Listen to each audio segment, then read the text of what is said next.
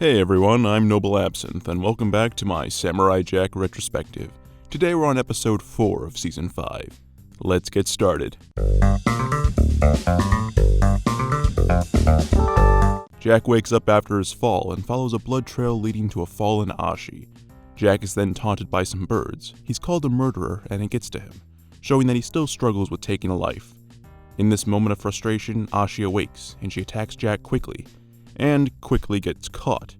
She's really the perfect waifu material. Jack wonders if he can ever convince her that Aku is actually the evil one. And as he ponders this, the earth starts to shake, and they get eaten.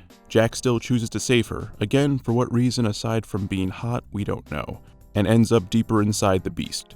Welcome to the Eclipse world. Hell yeah, we're finally here. I hope that I got across that I really like demons and stuff like that on this channel. This is the place I really wanted to be. Time for Jack to slice and dice through some demons or germs or whatever they really are with their own claws. However, the potential awesomeness is toned down by the clear tone shift in this episode. To preface, Jack speaks a lot more in this episode, and that's because he's speaking to another person. This episode is here to establish his relationship with Ashi, and the setting, whatever it is an afterthought. It could be inside a monster, it could be in a forest, it doesn't really matter. It's clear Ashi is a thick-headed person due to her brainwashed upbringing, so Jack doing things that clearly show that he's a good and caring person aren't getting across at all, which leads to a tensionless sequence of events. This set the tone for me as a predictable story where she might finally come around by the end of it.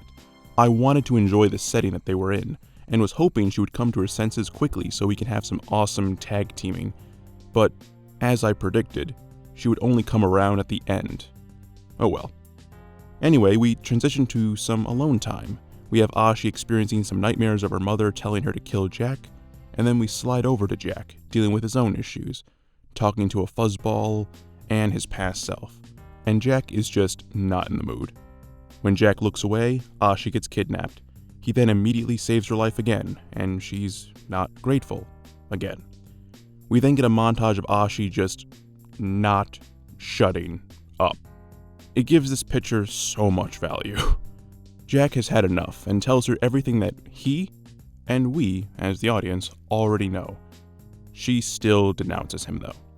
And the guy even helps get rid of her needle injuries. Yep, total bastard this Jack guy is. I mean, he even tries to make her laugh. She's just the worst type of travel companion. They find an exit, a blowhole, above a pool of acid. Jack uses one of the flying creatures to make his way to the exit. He's almost there until a predator comes in to eat the creature. With some cool finagling, Jack narrowly escapes from the giant bonefish, and they escape together out the blowhole. The two of them make their way to a secluded island. They went this far together, and she's still dumb as bricks. But she notices a ladybug, and I mean of all things too, right? She remembers her mother and her cruelty, and it all hits her at once, and she finally gets it. This episode was very by the numbers. There wasn't much new aside from a lifted tone of comedy and the downplaying of action. It felt like a one-off episode in the old Samurai Jack. Like I said in another episode, you can typically summarize a Samurai Jack episode in one sentence. Here it would be, Jack teams up with a stubborn assassin to escape a giant monster. However, unlike a one-off from the old seasons, we know Ashi is going to be staying around for the next episode. I'm not sure if it's my own bias towards Ashi, but I do hope she stays around till the very end of the series. And the show doesn't pull any shenanigans with her. We finally got the point across to her, that she was wrong this entire time. It got me thinking where the series can go with her as a character and her relationship with Jack. Now that she understands that she was fighting for the wrong side. Maybe Aku will kill her, giving Jack a boost in strength later in the series. Maybe she and Jack will get married, barring, the murdered family thing. Or maybe she will just be a supporting character for Jack, like the Scotsman, and come in every now and again and help out. I'm not sure what you guys would want out of her as a character. Me personally, I really just want a good fight scene with those two fighting side by side. I don't watch Samurai Jack for romance, but if something does happen between them, then that's just a bonus.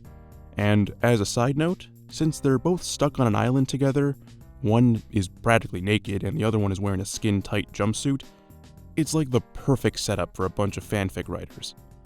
Overall, a fine episode. I wish Ashi could be a little less annoying, but thankfully it'll only be for this episode.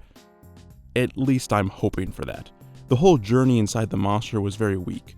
We had a lot of great art, and that was just tossed aside for this new relationship. If I were to rewrite this episode, I would have had it be a game of hide and seek and looking for the exit. But Jack clearly shows he's more than capable of pacifying her, in one-on-one.